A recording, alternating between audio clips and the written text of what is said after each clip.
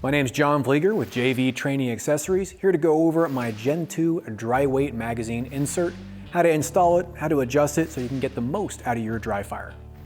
This insert replaces the guts of your magazine with a weighted insert to replicate the feel of a loaded magazine, as well as all the other handling features you might have with a loaded magazine, to include having a fake bullet up top to replicate that feel on insertion as it goes in the mag well. Spring tension, so that it feels like you're inserting a loaded mag with spring tension on the column of cartridges.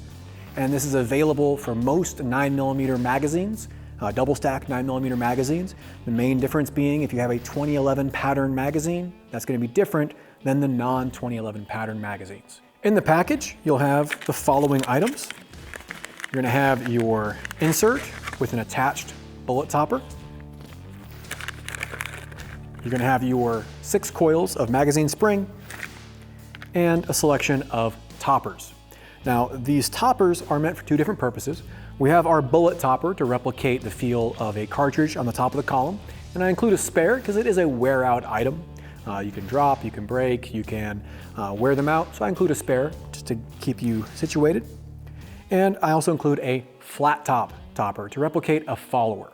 So we would use this if we want to incorporate a single dummy round at the top of the column to be able to strip the round into the magazine.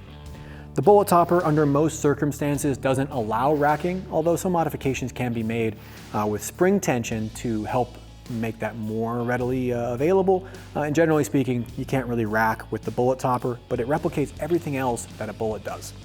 We would use the flat top if we want to be able to rack more readily or incorporate a dummy round. The magazine spring included is 6 coils, and this is pretty much overkill for most applications, but I want to include as much as possible in the package so you have as much tension as you might need or want.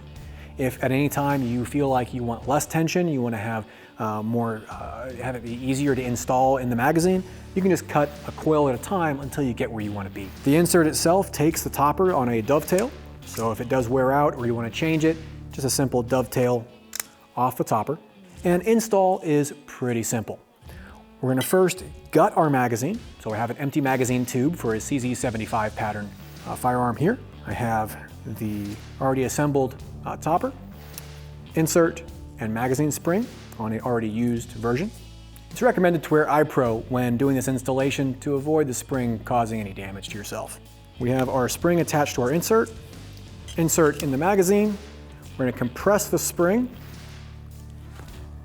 And with Henning, I can hook the takedown over the spring, get that last compression, and slide it over until I've fully assembled the extension on the magazine. And that's it. We can test function by pushing down on the bullet topper, make sure we have that spring resistance, and now we can get the dry firing. When we want to take this apart and return the magazine to full service, just do it in reverse order. Remove the base pad. Again, I'd recommend wearing iPro because of that. Take the insert out and put your factory spring and follower back in the mag and reassemble, and you're back to using your magazine fully. If we want to change the topper, take the bullet topper off, flat top on, and we're going to assemble it in the same way, just with a different feature up top. The 2011 version assembles in exactly the same way. We have an MBX 140mm magazine here. I'm going to take our insert and spring out, assemble it in the same way.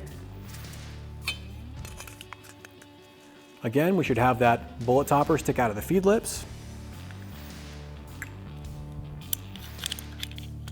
Compress the spring and slide our base pad over, and we're done. For more information about the dry weight magazine inserts or to order, check out my website, jv-training.com. Look forward to hearing from you, and of course, I hope to see you on the range.